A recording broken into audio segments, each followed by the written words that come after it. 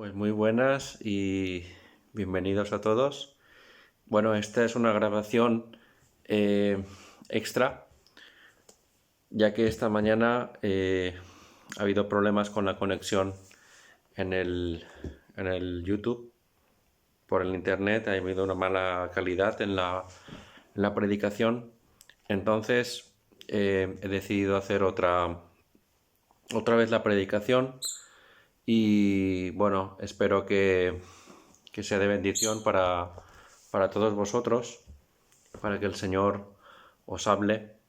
Y bueno, estaba pensando que si la tengo que hacer dos veces, a lo mejor por algo será. Entonces dejarme orar y, y empiezo.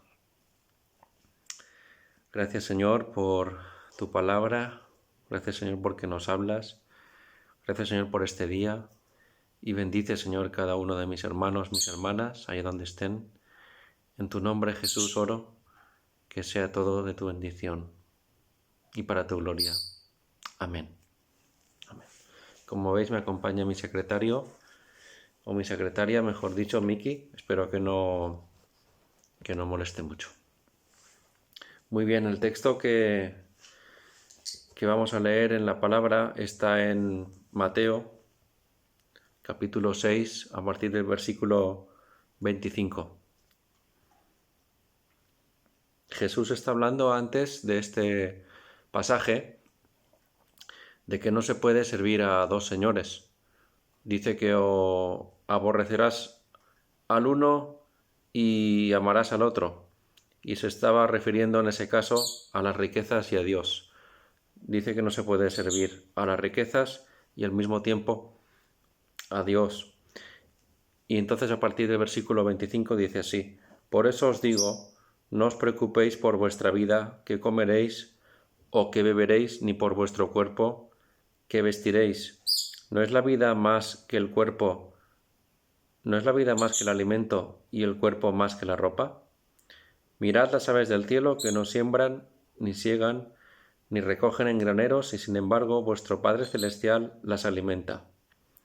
¿No sois vosotros de mucho más valor que ellas?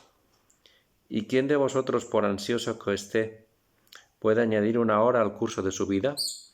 Y por la ropa, ¿por qué os preocupáis? Observad cómo crecen los lirios del campo, no trabajan ni hilan, pero os digo que ni Salomón en toda su gloria se vistió como uno de estos. Y si Dios viste así la hierba del campo, que hoy es y mañana es echada al horno, ¿no hará mucho más por vosotros, hombres de poca fe? Por tanto, no os preocupéis diciendo ¿qué comeremos o qué beberemos? ¿O con qué nos vestiremos? Porque los gentiles buscan ansiosamente todas estas cosas. Que vuestro Padre Celestial sabe que necesitáis de todas estas cosas. Pero buscad primero su reino y su justicia, y todas estas cosas os serán añadidas. Por tanto, no os preocupéis por el día de mañana, porque el día de mañana se cuidará de sí mismo. Bástele a cada día sus propios problemas. Bueno, sin duda vivimos en una época, digamos, peculiar, única, histórica. Es la época del coronavirus y es normal hasta cierto punto estar preocupado por todo lo que está pasando, ah, por la causa de este virus, por las personas mayores, por los sanitarios, por nuestras familias, por nuestros amigos. Jesús no está aquí denunciando ese tipo de preocupación. Tampoco está diciendo que seamos unos despreocupados o que seamos unos irresponsables y que no tengamos que hacer lo que tenemos que hacer. Aquí lo que Jesús está diciendo es que nos enseña a cómo vivir frente a una preocupación que es excesiva y que se convierte en controladora, lo que podríamos llamar a una ansiedad, y nos dice qué es lo que debemos hacer. Primero vamos a ver qué es la preocupación en este texto. La palabra preocupación viene del latín y tiene un prefijo, que es el prefijo, en este caso, pre o prae, que significa antes de, y el sufijo cupare o cupore, que significa algo así como agarrar, coger. Entonces lo que tiene la idea es, esta palabra es coger algo antes de, o agarrar algo antes de. La palabra en griego tiene esta idea también. Tiene la idea de tener la mente distraída o ocupada en algo que te tiene aturdido, que te tiene atrapado o atrapada. Y esa es la idea de la palabra preocupación en este texto. Tener la mente dividida, tener la mente distraída, tener la visión equivocada. La ansiedad no es algo nuevo. La preocupación, que puede llevar a un excesivo preocupación, no es algo nuevo.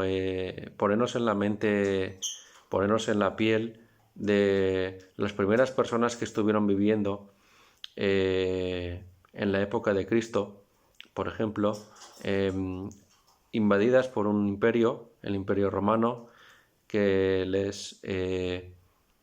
les ahogaba a impuestos, en las que no tenían una seguridad social, no tenían sanidad gratis, no tenían neveras, no tenían una paga por prestación de desempleo o de viudedad. Era una sociedad mucho más difícil que la nuestra, en este sentido, mucho más precaria. Por lo tanto, tener ansiedad, tener preocupación por lo que comerán o lo que beberán, no era en sí mismo algo extraño, sino que era seguramente algo común y hasta cierto punto lícito, en el sentido de que eran preocupaciones sí, básicas, de algo básico, ¿no? Entonces, lo que el Señor aquí nos enseña es que una cosa es ser responsable y buscar la manera de buscar pues comida o ropa, pues trabajando y haciendo lo que Dios quiere. El problema está en si la preocupación por eso se convierte en algo que te controla o en algo que te impide avanzar a todos los niveles. Y esa es la idea que denuncia Jesús aquí. ¿Cuáles son las causas de la ansiedad o de la excesiva preocupación? Bueno, yo creo que la primera causa es que es una falta de confianza en Dios. Y eso es algo muy fácil de decir. Yo mismo he sufrido de ansiedad varias veces. Pero es una falta de confianza en aquel que nos ha prometido que nos provee lo que necesitamos. El comer y el vestir son necesidades básicas. Y el Señor nos dice que no nos tenemos que preocupar por eso, porque nuestro Padre Celestial sabe que lo necesitamos. Nuestro Padre Celestial nos ha dado la vida. Somos valiosos para Dios. Leí esta mañana el Salmo 139, que dice que tus ojos vieron mi embrión. Antes de nacer ya me conocía. Todos los días de nuestras vidas fueron escritos en su libro, ¿no? Entonces, nuestro Dios nos va a proveer lo que necesitamos. Lo que necesitamos. No a veces lo que queremos, pero sí lo que necesitamos. En segundo lugar, la causa de la ansiedad puede ser el deseo de cambiar aquello que ocurre o que no tenemos bajo control. Y el versículo 27 del texto nos dice: ¿y quién de vosotros, por ansioso que esté, puede añadir una hora al curso de su vida?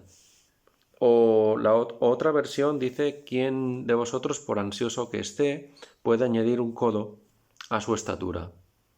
Es decir, para que tú veas la idea que tiene ahí Jesús. ¿De qué sirve la ansiedad? De nada, ¿verdad? Porque ¿quién puede añadir una hora a su vida? ¿Quién puede, digamos, alargar su vida por estar preocupado? ¿O quién puede ser más alto? Nadie. Entonces, lo que Jesús nos está diciendo es que es un sinsentido desde el punto de vista de Dios, porque Jesús es Dios hablando, que estemos ansiosos, que estemos preocupados en exceso.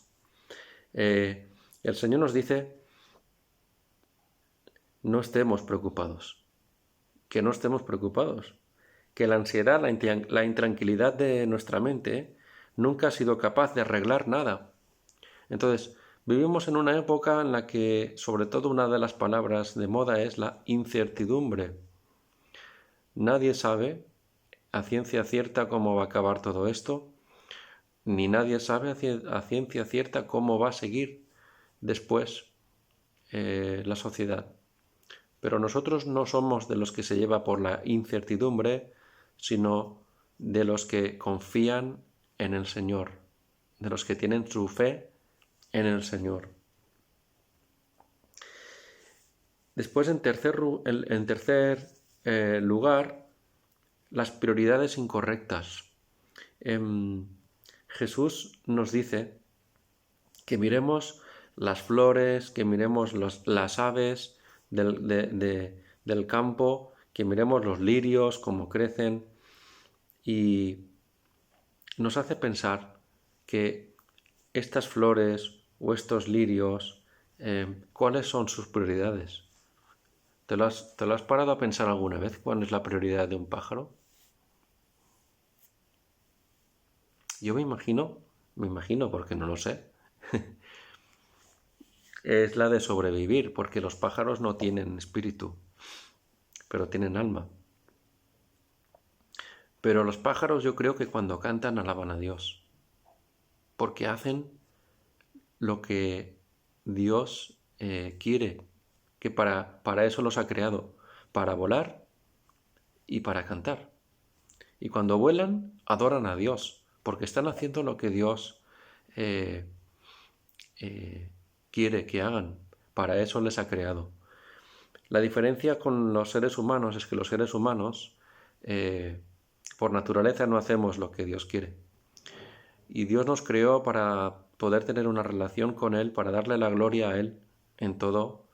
Sin embargo, nosotros nos rebelamos en el jardín del Edén, nos rebelamos contra Él y quisimos nosotros ser nuestros dioses. Y desde ahí el pecado entró en el mundo, el pecado entró en cada ser humano es pecador, y desde ahí tenemos las prioridades equivocadas.